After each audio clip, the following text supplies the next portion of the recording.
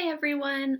Today for writing, our goal is to work on writing a table of contents to organize our books. So you guys have already been writing lots of teaching books before we left to start our remote learning. So now we're starting the bigger job of not just writing teaching books, but writing chapter books. Okay, so to do that, the topic that you pick has to be something you know a lot about, because you're not just writing a teaching book about it. Now you're writing a chapter book. So that's a little bit longer and has more information in it. Yesterday, you guys planned across your fingers for a book all about first grade, which is perfect for our first chapter book because you are experts about first grade.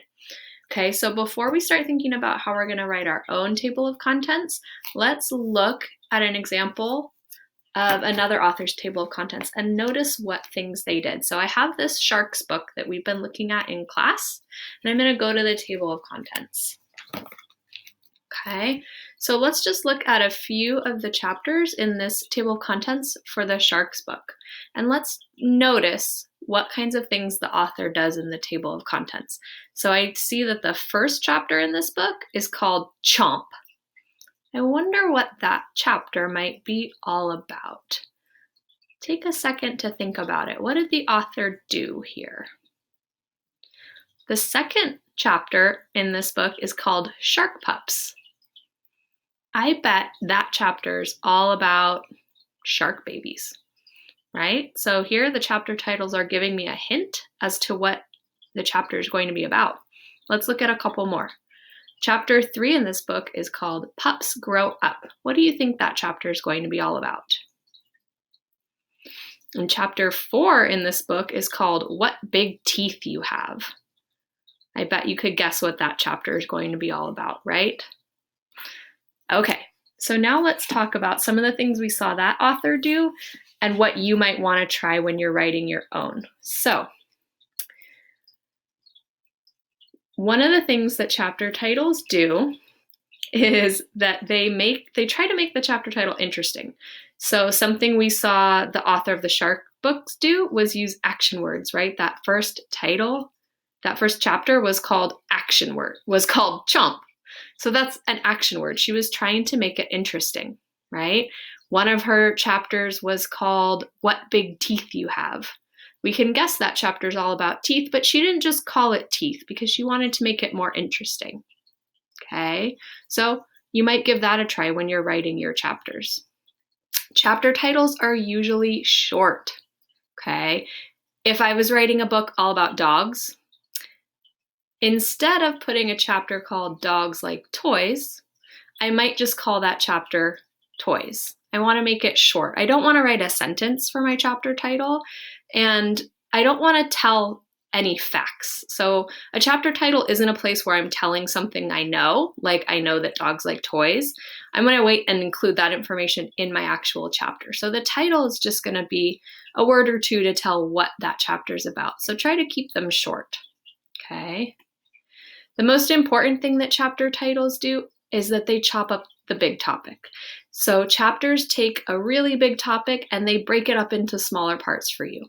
Writing about first grade is a really big topic. There's a lot to say about first grade because you guys do so much every single day.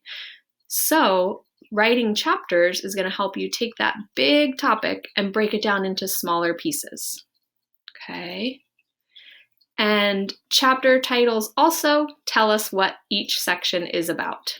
Okay, so if I'm looking at that shark book table of contents and I see what big teeth we have, I know that section's going to be about shark teeth. So if I'm looking for specific information about shark teeth, that's the section I would go to. Okay, let's think about the book that you guys planned yesterday. You planned across your hand all about first grade, right? So you probably went across your hand and told some information that you know about first grade that you could include in your book. Okay, we can plan our chapter titles the same way we plan our book. So I'm going to use my hand to plan chapter 1, chapter 2, chapter 3, chapter 4, chapter 5 of my book. Okay, and I'm just going to say the topic, so the thing that section of my book is going to be about. Okay, so let's practice about first grade. If I'm thinking all about first grade, for my chapter titles, I want to think not about the facts that I'm going to teach, but about the big parts of the day. Okay, so the sections about first grade that I could teach about. So maybe in All About First Grade, chapter 1 might be about our morning routine. Okay, so I'm not telling a fact, I'm just saying chapter 1, morning routine. I know in that chapter, I'm going to tell about how our day starts. Okay, maybe chapter 2, I'm going to teach all about math. So I'm not telling you a fact about math. I'm just telling you, chapter 2, I'm going to teach you all about how math works in first grade. Okay, let's think of one more. Maybe chapter 3, I want to teach all about lunch and recess. So I'm not telling you information yet. I'm just telling you chapter 3 is going to be teaching you all about lunch and recess in first grade. Okay, so now today when you're done watching this video, you guys are going to try writing your own table of contents for your book about first grade. When you exit this video and go back to our lesson for the day, you'll see that in step 2. It'll say write your own table of contents for your first grade teaching book, okay? There's a link that you could click on if you want the writing paper, the actual table of contents paper that we would have in our classroom. You don't have to use that paper though. You can use any paper you want to write your table of contents, okay? Try to see if you can plan at least 5 chapters for your teaching book about first grade. You should be able to come up with 5 things, okay? You might first want to go back to your seesaw activity from yesterday, the writing activity you did where you planned across your hand and drew pictures.